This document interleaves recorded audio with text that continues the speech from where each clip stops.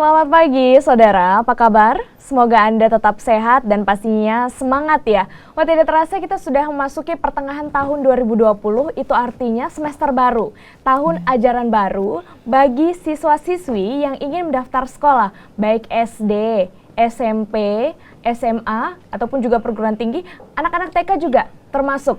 Nah, lalu saat ini karena di tengah pandemi COVID-19, semua sistem penerimaan peserta didik baru dilakukan secara daring ataupun juga secara online. Bagaimana persiapan dari Dinas Pendidikan Kota Makassar dan apakah ada kendala selama ini? Tentunya kita berharap semoga PPDB ini dapat berjalan dengan baik. Langsung saja kita bahas bersama dengan PLT Kepala Dinas Pendidikan Kota Makassar, Ibu Amalia Malik. Selamat pagi. Selamat pagi. Apa kabar? Alhamdulillah baik. Dan juga ditemani langsung oleh anggota Komisi D DPRD Kota Makassar, Bapak Al Hidayat Syamsu. Selamat pagi. Pagi. Apa kabar? Alhamdulillah baik. Baik. Nah, kita saat ini sudah masuki pertengahan tahun 2020, tahun ajaran baru. Iya. Siswa-siswi, calon siswa-siswi ini sudah mulai mencoba untuk mendaftar ya, untuk masuk sekolah. Persiapannya sejauh ini seperti apa, Bu? Ya, kalau kita berbicara persiapan, karena memang besok udah mulai pendaftaran ya, tanggal 1 sampai dengan tanggal 3, itu kita sudah mulai lakukan pendaftaran untuk jalur non-sonasi, kemudian tanggal 6 dan tanggal 7 itu untuk jalur sonasi. Sehingga persiapan kita ya sudah rampung lah. Seperti Jadi itu. saat ini sudah rampung ya? Iya, untuk persiapan. Tanggal 1 Juli sudah dimulai PPDB ini untuk tingkatan sekolah apa saja? Sekolah dasar dan SMP. Sekolah dasar dan juga sekolah SMP. Tapi berarti Kota Makassar sudah siap ya untuk melaksanakan PPDB? Iya. Nah, karena pandemi COVID-19, PPDB dilakukan secara online. Bagaimana tanggapan Anda? Jadi memang untuk tahun ini karena pandemik ya, sehingga pelaksanaan PPDB tahun 2020 itu kita laksanakan full secara daring. Iya. Mungkin banyak yang bertanya kalau memang jangkauannya tidak ada, semuanya tetap kita laksanakan secara daring karena semuanya harus diunggah di dalam aplikasi tersebut. Kalau toh nantinya akan ada daerah-daerah atau lokasi yang memang sama sekali tidak terjangkau jaringan, itu akan dilaksanakan secara luring, tetapi operator sekolah nanti akan memasukkan ke dalam aplikasi. Sehingga semuanya memang prosesnya secara daring. Berarti tahun ini semuanya full secara daring. Kan tahun lalu tetap daring juga, tapi ada ke sekolah nih untuk store berkasnya. Iya, betul. Sekarang semuanya tidak semuanya seperti itu. tidak bisa. Harus diunggah semuanya ke dalam aplikasi. Saya ke Bapak Al Hidayat Syamsu. Saat ini semua PPDB dilakukan secara daring. Tanggapan Anda sebagai anggota Dewan seperti apa? Ya, jadi memang menurut kami Kemendikbud ini mengeluarkan peraturan yang sangat progresif dengan sesuai zaman sekarang. Diberikan wewenang besar-besar kepada Pemda, yaitu Ibu Kadis Pendidikan Kota Makassar. Dalam konsep secara teknisnya itu diberikan ke Pemda Kota Makassar. Menurut kami memang tidak semata-mata hanya melalui daring. Karena perlu kita ketahui bahwa untuk mensosialisasikan melalui daring itu memang secara masif dengan apa yang dilakukan Ibu Kadis sekarang dengan Kompas ini untuk memberikan informasi cara pendaftaran dan cara prosesnya itu melalui daring. Tetapi tidak diketahui dalam Permendikbud nomor 4 2020 ini ada dua opsi yang dilakukan dalam Kemendikbud. Pertama adalah terkait dengan dikembalikan ke satuan sekolah masing-masing. Secara daring dan secara offline. Jadi di Kota Makassar tidak semata-mata secara daring, tapi juga diberikan kepada satuan pendidikan masing-masing. Menurut kami ini sangat baik.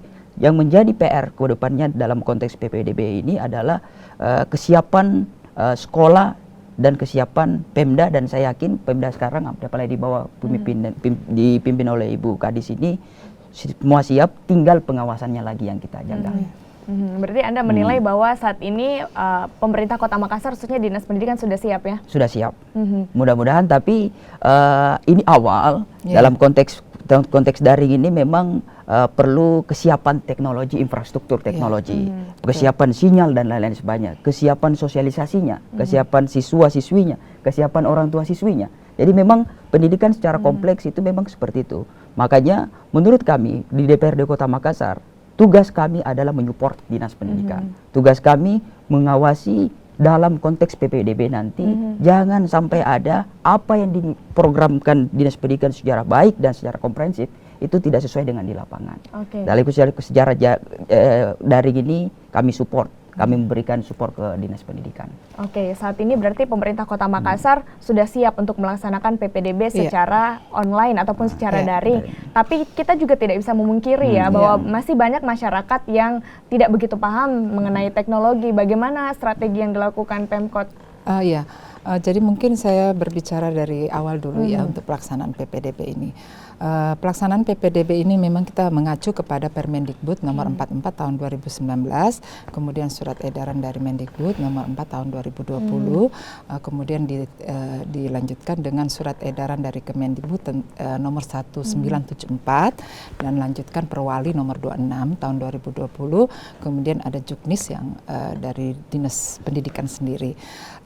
Di mana pelaksanaan PPDB ini karena dilaksanakan full secara daring, jadi ada beberapa mekanisme yang dilakukan yang memang berbeda dengan tahun kemarin. Contohnya adalah pertama KK dulunya masih banyak yang bisa mengkonfirmasi langsung ke Dukcapil. Kalau untuk tahun ini semuanya kita sudah diberikan hak akses oleh Dukcapil, di mana pada saat calon peserta didik itu akan mengunggah KK-nya, itu akan kita cek di NIK-nya. Kalau NIK-nya itu kita tekan nomornya ada terdaftar di Dukcapil, berarti itu akan dokumennya akan diterima. Tapi kalau tidak ada akan ditolak secara itu. Itu karena semua sistem secara daring. Kemudian dengan jalur afirmasi Dinas Sosial. Dinas Sosial juga demikian. Kita hanya membuka NIK yang hak akses yang diberikan oleh Dinas Sosial, tinggal kita memasukkan kartu. Kartu itu kan terdiri ada beberapa program keluarga harapan. Keluarga harapan, iya. Jadi ada beberapa program Pak ya, keluarga harapan, kemudian kartu Indonesia Pintar, seperti itu. Itu tinggal kita pada saat dia unggah kita klik nomornya, kalau ada terdaftar di Dinas Sosial berarti ya itu dokumennya. Kemudian tahun ini juga aplikasi itu ada dari Kementerian Pendidikan dan Kebudayaan. Aplikasinya baru, tetapi infrastrukturnya itu disediakan oleh pemerintah daerah. Dalam hal ini adalah Dinas Infokom. Ya, jadi kita Dinas Pendidikan tidak berdiri sendiri ya. Ya, kita memang juga sangat-sangat didukung oleh infrastruktur dari Dinas Infokom. Mudah-mudahan ini semua bisa berjalan. Karena kalau dari sisi teknisnya yang bermasalah, saya takutnya ini ya nanti dikiranya Dinas Infokom atau Dinas Pendidikan ya. Tapi ini kita sudah berusaha sama-sama satu tim, Dinas Infokom, kami Dinas Pendidikan, Dukcapil dan Dinas Sosial melakukan kerjasama ya, mudah-mudahan semuanya ini Baik, berarti tidak ada kendala lah seperti itu. Ya, tentunya kita harap seperti itu ya, karena tantangannya adalah signalnya harus baik. Kemudian juga harus ya stabil. pada saat pendaftaran ini kan ya kalau infrastrukturnya ini kan bisa drop, bisa aja ya, bisa aja terjadi seperti itu. Tapi itu kita sudah bicarakan dengan Dinas Infokom, kita berusaha semua spek-spek yang diberikan oleh kementerian itu dipenuhi. Oke, baik. Nah, kita juga ingin tanyakan ada berapa jalur saat ini untuk pendaftaran peserta didik baru? Adakah yang berbeda dengan tahun lalu? Dengan tahun ini kondisinya juga lagi pandemi COVID-19. Tapi kita bahas, saudara, usai jeda berikut ini tetaplah bersama kami di Sapa Sulsel.